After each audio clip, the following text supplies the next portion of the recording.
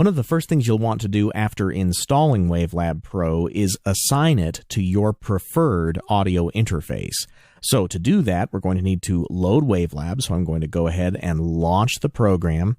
And as soon as it gets done launching, it's going to present us with the startup window. And let me just explain this to you very quickly, because you're not going to need to worry about the startup window right now. All you'll need to do is click on Empty Project and then click on OK. But just so that you know what this window is for, you can either start with a brand new project every time, or you can load up some templates or your default template. You can also choose to open the last project you were working on, or a recent project, or a recent file, or you could click on the Browse button right here.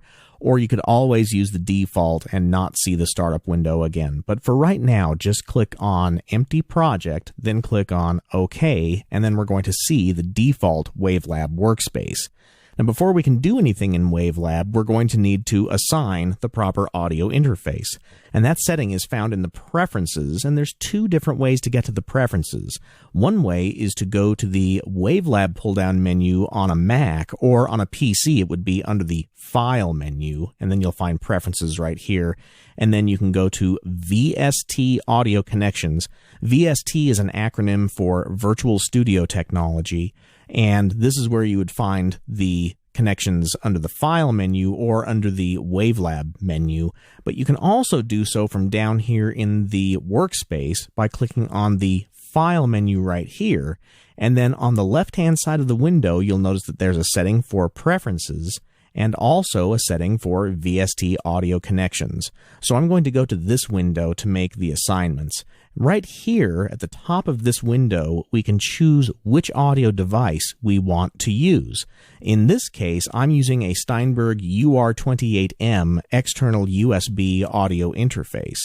And if you want to use your audio interface and it's installed properly on your computer, you can click the drop-down box and choose that audio interface from this list. If you don't have a separate audio interface and you'd rather just use the sound card that comes in your computer, you could choose built-in audio here on a Macintosh, or on a PC it might say something like Realtek Audio Driver, or you may have to consult the manual for your computer to find out which audio interface driver is going to be the most appropriate one in this list. But since I'm using that external audio interface, I'm going to choose that from this list.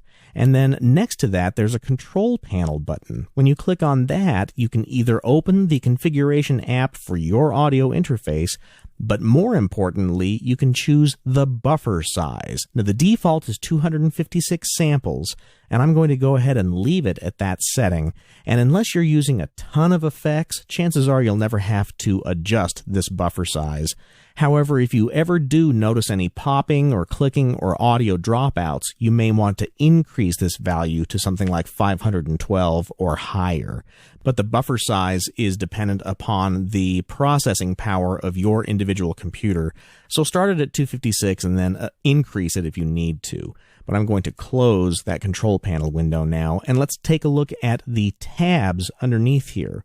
There's a playback tab, and right here you can choose a preferred sample rate so that when you start new audio files or new projects, it will choose this sample rate as the default. So if you were always working in 48 kilohertz, you could choose that here, or any of the other sample rates that your audio interface is capable of. I'm going to leave it at 44.1 kilohertz, and then over here on the right hand of the display, I can choose which audio outputs I want to use to listen to the playback of Wavelab. Right now I have the left channel set to mix number 1 left output and then mix number 1 right output. But if I drop these menus down, you can see I have a whole bunch of different audio outputs to choose from.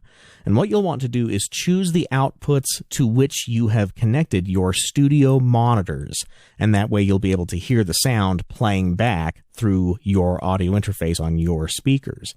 And then if you plan on doing any recording into Wavelab, then you'll want to go to the Recording tab and then make the same sort of connections here on the device inputs. You can see right now I have my device input set to the first and second analog inputs. but I could choose different analog inputs right here, or even the digital SPDIF in on the left and right channels. And that will let me record from the desired port here on the device input into new files in WaveLab. And once we load an audio file, we'll be able to verify that we get playback through our studio monitors, and that will verify that we've made the proper settings here in the preferences.